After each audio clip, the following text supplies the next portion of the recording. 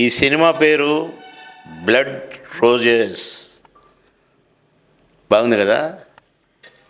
మరి ఇప్పుడు త్వరలో రాబోతుంది. ఈ నెల 6వ తారీఖున రిలీజ్ అయితే మీరు ఏం చేయాలి? అందరూ చూడాలి, సినిమాని ఆశీర్వదించాలి. ఇగో ఎంజీఆర్ డైరెక్టర్ ఈ సినిమాకి. మీరు కనుక మేమంతా మిత్ర బృందం అనుకోండి.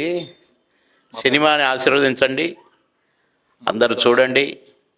మంచి సినిమా, బాగా తీశారు. All the best.